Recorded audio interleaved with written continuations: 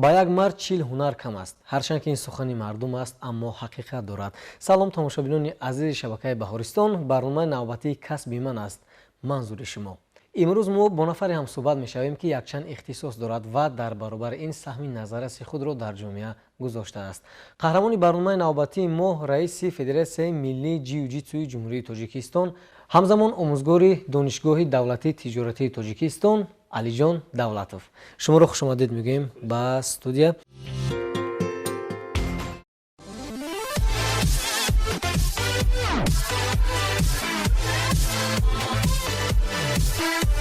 علیجان دولتوف 28 سپتامبر سال 1988 در شهر دوشنبه به دنیا آمده است. او بعد از ختم صنف 9 حجت‌هایش را به کالج تکنیکی رقم 49 سپریده، آن را با اختصاص متخصص ساحه کامپیوتر ختم نموده است. با این قناعت نکرده مرتبه دوم حجت‌هایش را به دانشگاه دولتی تجارتی تاجیکستان سپریده، آن را با اختصاص امور مالیه و قرض سربلندانه به اتمام می‌رساند. رهبریت دانشگاه فعالیت نظررسی او را به نوبت گرفته، علیجان دولتوف را برای تکمیل اختصاص به جمهوری بلاروسیا شهر گومل، انیخترش دانشگاه بلاروسی اقتصادی کооپراتیوی را به حیث ماجستر ختم نموده، امروز با دانش و فعالیت کاری خود نمونه عبرت دیگران است. اکنون از دانش می‌گذریم به ورزش. علیجان دولتوف 2 سپتامبر سال 2013 نمودی ورزش جیو جیتسوی برزیلیایی را در تاجیکستان رسما تأسیس داد. شورای مجلس عمومی رشته ورزش جیو جیتسو او را به حیث رئیس فدراسیون ملی جیو جیتسو در جمهوری تاجیکستان انتخاب نمودند.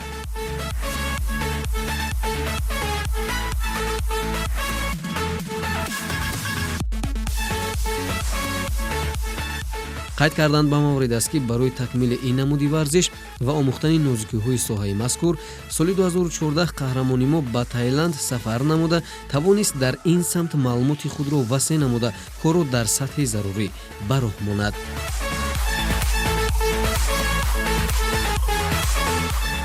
امروز علیجان دولتوف مسئولیت خیلی بلند را بر دوش دارد و ما در آینده برای او کامیابی را آرزومندیم. می‌خواهید سالم و بردم باشد، پس پیوسته ورزش را انتخاب نمایید. توجه به ادامه برنامه.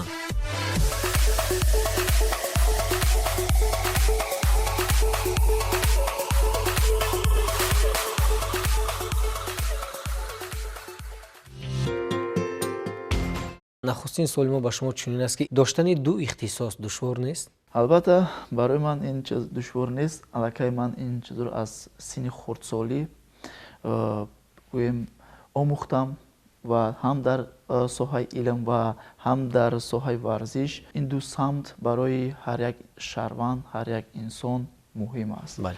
چقدر که میبینین ساحه علم وقتی که من در دانشگاه دولتی تجارت تاجیکستان به حیث معلم کلان کار و فعالیت میکنم، وقتی که من در درس با طلبه ها درس میدهم، بعد از درس مثلا من خستگی خود رو حس میکنم. وقتی که با تالار ورزشی میبیام مشق و تمرین میکنم، باز خستگی من دور میشود. این دو سم من فکر میکنم برای من خیلی پسند است و خیلی مساعدت خوب میرساند. سلام باشید. واقعا هم چگونه که ما میدونیم شما دو ساحه رو انتخاب نمودید و انتخاب این ساحه ها واقعا هم دشوار است. این کسب آموزگاری و ساحه ورزش من فکر میکنم که از همدیگر خیلی فرق کلی دارن و نوبسته به این شما بازم تلاش کردید، زحمت کشیدید که به موفقیت راه یابید. شما همچون رئیس فدراسیون ملی جیو جیتسو هستید، به اندیشه شما راهبر باید چگونه شخص باشد؟ تشکر. راهبر باید شخص باشد که در اول خاکسار باشد، رفتار نمونوی داشته باشد که تواند که مثلا با مربیان خود، با همکاران خود مثلا خوش زبان باشد. بله، همون شخصیان را که تواند که در همین ساحه انتخاب خود تواند که به همین ساحه بیشتر جلب کند. خصلت‌های داشته باشد یا خصلت‌های نمونوی داشته باشد که از کارگرش، از مربیش فرق کلان کند و همچنین یک سیاست خود را داشته باشد، فرقیت باشد از میان کارمند و راهبر. بله، میان کارمند و راهبر که تواند که ساحه خود را اداره کند.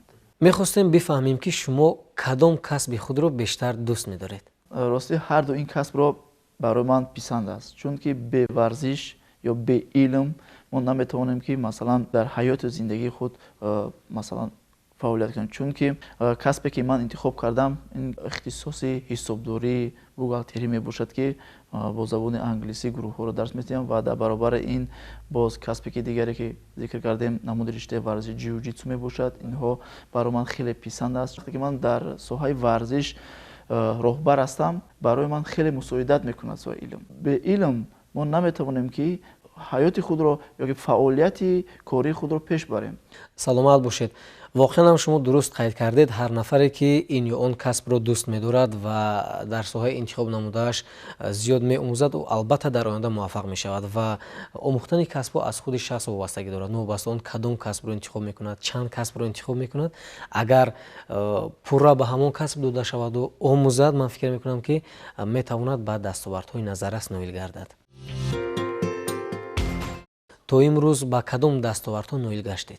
تشکر. من تا امروز باید قید نمودم که از دستاوردها گویم در ساحه علم باشد من عنوان ماگістراتورا به دست آوردگیم و بعد در حال حاضر باشد در دانشگاه دولتی تجارت تاجیکستان همچون عنوانجوی دکتر پیشدی میگویند که همچون اسپیرانت باز برای بلند برداشتن ساحه علمی خود کار و فعالیت کرده ایستادم و در جاده ورزش باشد من با چندین دستاوردهای زیادی از ورزشم به دست آوردم. من استاد درجه بین المللی رو به دست آوردم و باز 7 کرات چمپیون آسیا و 2 کرات چمپیون اورو آسیا از 5 نمود رشته ورزش و اینچنین چمپیون آسیا اوید به نمود رشته ورزش جیوجیتسو و باز چمپیون جمهوری بلاروسیا اوید به نمود سامبو. از این کسب انتخاب کرده خود رو افتاده نیستم. این برای من این کسب ها خیلی برای من مساعده کردن و در برای رشد فعالیت جامعه و ما توانستم باز شاگردان در این سمت تربیت نمودم و آنها هم به دستاوردهای بلند نائل گردیدند. سلامت باشید. بهترین به اندیشه شما کدام اختصاصتون نسبت به دیگر دشوارتر است؟ راستی این چرا که میدونین در ساحه ورزش باشد برای تمرین دادن ورزشگر برای آماده نمودن ورزشگر خیلی زحمت های زیادی میکشن و در ساحه علم باشد همچون شما استاد هستین برای یک گویم شاگرد تیار کردن خیلی زحمت های زیادی میکشم. چون که من هر دو این کس برای من مشکل هم باشد نه که برای من الکه اینها نه اونقدر مشکلی زیاد میکنن. چون که شما با تمام مشکلی هاش الکه صبر کرده بله صبر طاقت کردم و از این مشکلی ها برآمدم. الکه برای من این خیلی آسان هستند که برای ورزشگران بهترین در این سمت ها تیار کردم و الکه برای من خیلی آسان تر میباشد. سلامت باشید. بهترین. خب سوال نوبتی با شما چنین است، میخواستیم دویر به سفرهای کاریتون به دیگر مملکت ها به ما کمی معلومات میدادید. بله تشکر. بیشتر سفرهای من در ساحه ورزش صورت میگیرد و دولت‌های پادشاهی تایلند، هندوستان، اندونزیا، ویتنام، ابودابی، دبی و جمهوری بلاروسیا، روسیه، قزاقستان، ازبکستان، قرقیزستان و مغولستان که سفرهای من بیشتر در همین دولت‌ها صورت گرفت که در ساحه رشته ورزش جیوجیتسو صورت میگیرد. و من باور دارم که در زیادی از مملکت‌هایی که شما سفر کردید غالبیت رو به دست آوردید و پرچم دولت رو زیر صدای سرود ملی جمهوری تاجیکستان پرافشان نمودید. سلامت باشید. خب سوال دیگری من به شما چنین است که آیا انتخاب کسب شما اختیاری بود یا با خواهش پدر و مادر؟ انتخاب کسب این برای من اختیاری بود. تا انتخاب این دو کسب من بیشتر گویم در دیگر کسب ها شوق رغبت داشتم حرکت میکردم و من در خلاصه خود در خلاصه که تمام نمود ورزش برای من بیشتر این نمود رشته ورزش جیوجیتسو پسند آمد که در جمهوری ما الکه نبود و من کوشش کردم خواستم که همین نمود رو تشکیل کنم اما این هم تشکیل کرده شد. این هم باشد وابسته از ساحه علم بود. برای حیات من بیشتر گویم لازم است این حسابداری بوغالتری بود که من این رو انتخاب کردم و هر دو این کسبی که شما ذکر نمودین اینها رو من با تحلیل خودم و با اختیار خودم انتخاب نمودم. شما که متخصصی دو اختصاص هستید ва барои шумо донистани забонҳои гуногун ман фикр мекунам ки хеле ҳам муҳим аст ва мехостем бидонем ки шумо чанд забонро медонед. барои ҳар як шаҳрванди ҷумҳурии Тоҷикистон донистани забонҳои хориҷӣ ин муҳим аст, чунки аксарияте ки ман бештар сафар мекунам ба давлатҳои хориҷа берун аз ҷумҳурӣ, ин донистани аввал забони англисӣ мебошад. Ман забони англисӣ ва забони русиро бештар хуб медонам. вақте ки ман дар семинарҳо, форумҳое ки федератсияи байналмилалӣ дорӣ мегардад ва семинарҳои байналмилалӣ дар байни давлатҳо ки дорӣ мегардад, онҳо бо забони англисӣ сурат мегирад ва вақте ки ман забони англисиро хуб ки медонистам, ба ман хеле осон гардид ва барои ҳамкориҳо донистани забонҳои хориҷӣ ин барои фикр мекунам барои ман ин муҳим мебошад. барои гуфтаҳои шуморо тасдиқ намудан як пешниҳод дорем ба шумо. оё метавонед бо забони англисӣ ин ҷумларо шумо такрор бикунед ки ман имрӯз дар барномаи касби ман ширкат намуда истодам ва аз ин хеле хурсандам. Today I am very happy to participate in my professions. It's for me very beautiful. I like it because it's discussed about your professions, about your to develop your professions, and for me it's interesting these professions. ташаккури зиёд. Ман бовар дорам ки шумо аллакай исбот кардед. Баъд тамошо бинам ки воханам шумо аз удаи забони англисӣ ба хубӣ мебароед. забони англисӣ бештар муҳим аст, чунки ман дар донишгоҳ бо забони англисӣ дар соҳаи касбиам бо чизе ки ба забони англисӣ accounting and audit мегӯянд, ин барои ҳар як гӯем шаҳрвандоне ки барои ҳамкорӣ намудан бо давлатҳои хориҷа фанни муҳим аст. омӯзгор бояд чӣ гуна шахс бошад ба андешаи шумо? омӯзгор бояд шахсе бошад ки намуна, ахлоқи хуб дошта бошад ва тавонад ки шогирдони худро дар ҳамон соҳае ки таълим медиҳад тавонад ки ҷалб намояд. аз шогирд фарқияте дошта бошад ки ҳам сиёсати худро дошта бошад, ҳам гӯем шогирдони худро дар ҳамон чӣ гуна соҳаи ихтисосе бошад қаноатманд кунад. бале омӯзгор боз бояд шахсе бошад ки тавонад ки вақте ки пеш аз омӯзонидани мисол шогирди худ масалан мавзӯе ки масалан омодагӣ мебинад, вай бештар бояд аз ҳамон мавзӯи доираи мавзӯи худ бештар гӯем бохабартар бошад ки тавонад шогирдони худро дар ҳамон мавзӯе ки омода шудааст ҷалб намояд. саломат бошед. беҳтарин посух. омӯзгор бояд дар давоми дарс кадом методикаҳоро истифода бикунад ки диққати хонандаён ки донишҷӯро ба худ ҷалб намояд?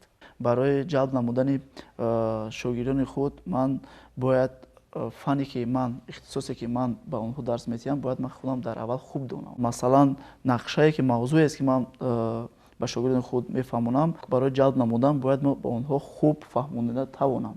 чунки агар ман чӣ қадар онҳоро хуб фаҳмода тавонам ба гӯем шогирдони худ, онҳо чӣ қадар ҷалби онҳо дар ҳамон ихтисос ёки дар ҳамон касб ёки дар ҳамон мавзӯъ зиёд мегардад, таваҷҷӯҳи он ҳам дар ҳамон соҳа бештар мешавад ва таҷрибааш ҳам хубтар мегардад. шумо ки раиси федератсияи миллии ҷиу-ҷитсу ҳастед, мехостем дар бораи ин намуди варзиш каме ба мо ва тамошобинон маълумот диҳед. агар мо таърихи ин соҳаро варақ занем, хеле таърихи қадимӣ дорад. ҷиу-ҷитсу ки аслаш аз ҷопон таъсис дода шудааст ва дар Бразилия рушд ёфтааст ва асосгузори ин намуди риштаи варзиши ҷиу-ҷитсу ин маедо мебошад ки аз намуди риштаи варзиш ҷиу-ҷитсу чандин дигар намудҳои варзиш пайдо шуд, аз ҷумла дзюдо ва дигар намуди варзиш, айкидо ва дигар.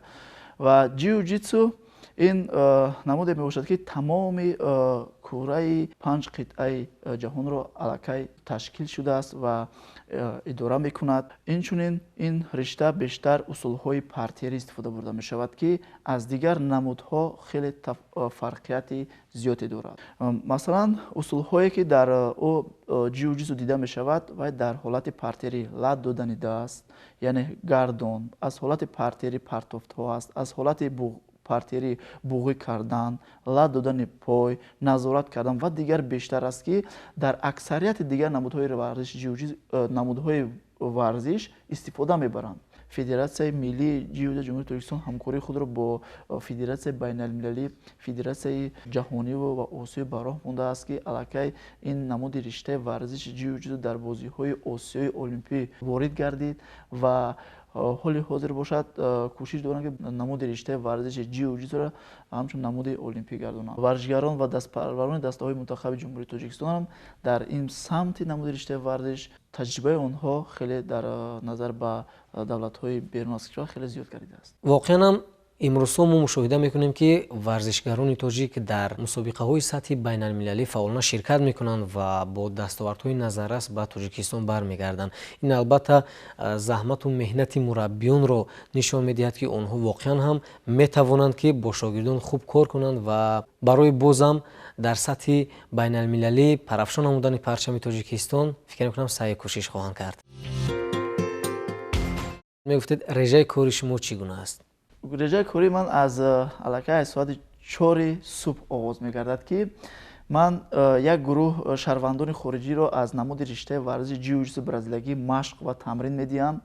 баъдан баъд аз машқҳои тамрини баъдан ба донишгоҳ сафар мекунам. Дар он ҷо то гӯем бегоҳро дарс медиҳам, талабонро дар соҳаи касби интихобкардаи худам ва баъдан донишҷӯёнро бале аз соати 5 бегоҳ то 7-8 бегоҳро бо шогирдони худ, ки дар толори варзишӣ машқ ва тамрин медиҳам. ҳамавақта реҷаи кори ман ҳамин аст, вақти худро беманфиат намегузаронам.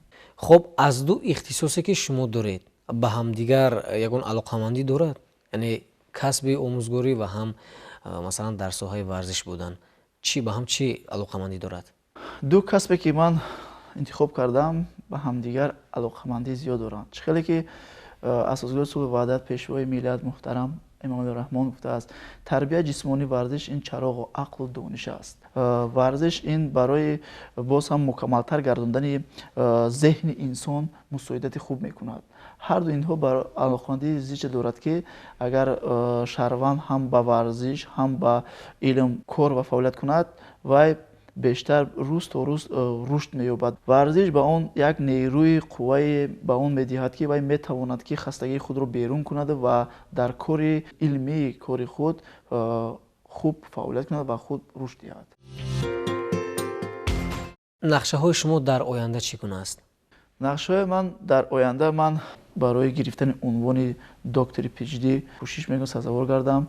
ба нақша гирифта шудааст ва дар соҳаи варзиш бошад, мо ба нақша гирифтам, ки шогирдони худро дар ҳамин моҳи ноябр дар аморати муттаҳидаи арабистон шаҳри Абу-Даби чемпионати ҷаҳонии расмии байни давлатҳо ки доир мегардад ва сафарбар намоям ва варзишгарони ман иштирок кунанд ва тавонанд, ки парчами давлатии азизамон дар арсаи байналмилалӣ парафшон гардонанд.